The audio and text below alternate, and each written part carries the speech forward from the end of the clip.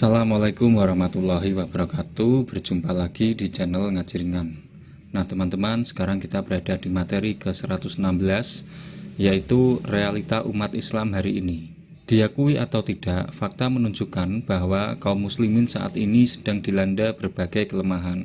Hal inilah kemudian yang menyebabkan umat Islam hari ini belum mampu tampil sebagai masyarakat ideal seperti yang dicita-citakan, yaitu menjadi khairu ummah.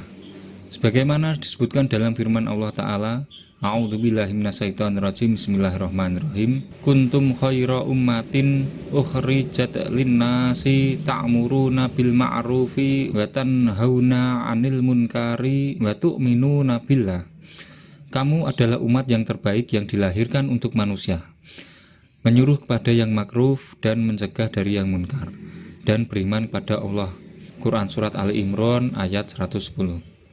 Kelemahan muslimin, dhaful muslimin, pada saat ini meliputi beberapa aspek, yaitu yang pertama, aspek akidah, akidatan. Tidak sedikit dari umat Islam saat ini yang masih awam terhadap prinsip-prinsip akidah Islam. Hal ini menyebabkan keterikatan mereka terhadap Islam demikian longgar. Kecintaan, kesetiaan, pembelaan, kebanggaan, dan komitmen terhadap Islam belum terbangun dengan kokoh di dalam diri mereka.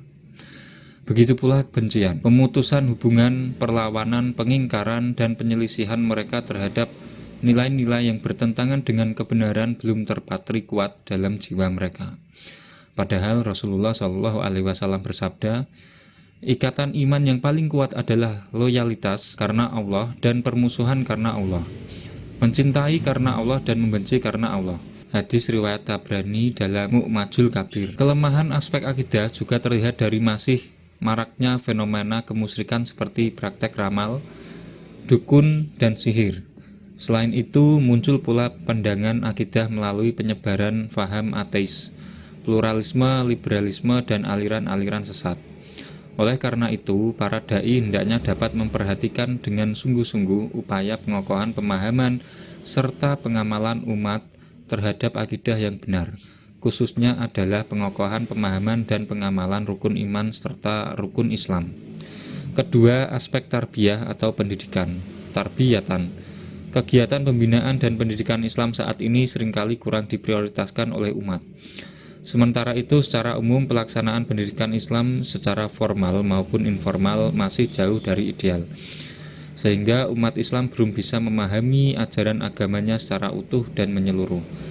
Tidak sedikit di antara mereka yang mengenal dan mengamalkan serta berinteraksi dengan ajaran Islam hanya dalam aspek-aspek dan momentum yang terbatas.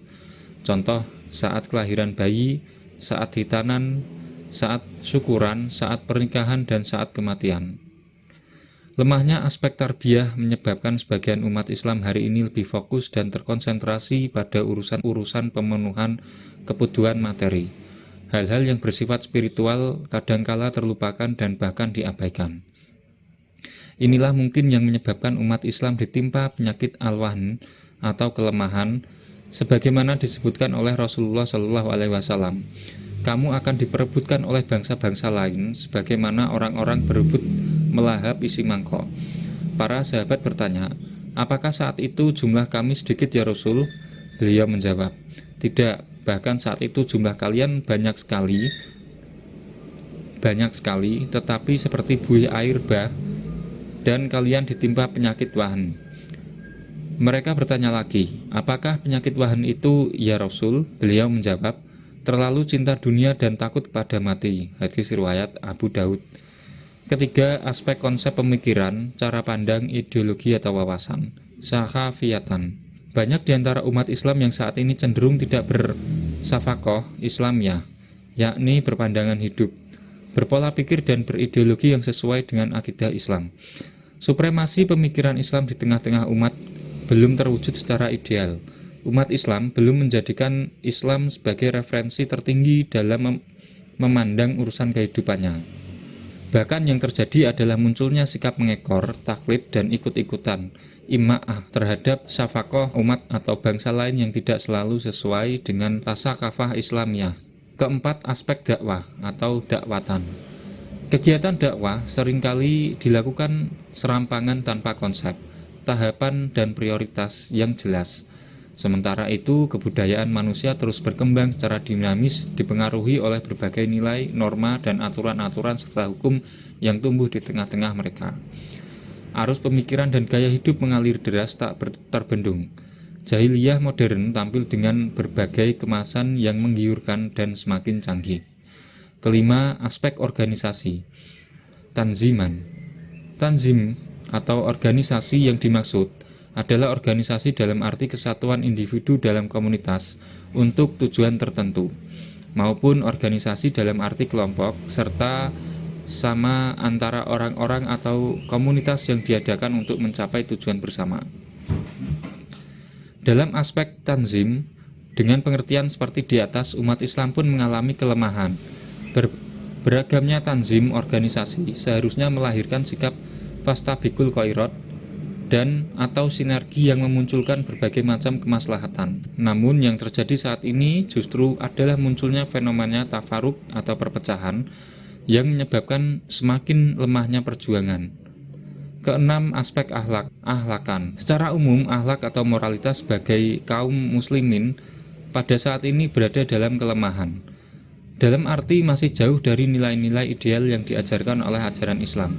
Tidak sedikit di antara umat Islam saat ini yang terjangkit budaya permisivisme atau paham serba boleh, hedonisme atau paham memburu kelezatan materi, gemar bersenang-senang, melepaskan insting tanpa kendali, berlebih-lebihan dalam memuaskan kesenangan perut, meninggalkan nilai-nilai kesopanan, kesantunan, dan rasa malu di kalangan pria maupun wanita.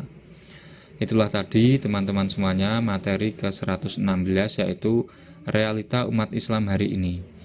Mudah-mudahan semuanya bermanfaat. Mohon maaf bila ada kesalahan kata atau pemilihan bahasa yang kurang tepat saya akhiri. Wallahul muwaffiq ila aqwamit thoriq. Wassalamualaikum warahmatullahi wabarakatuh.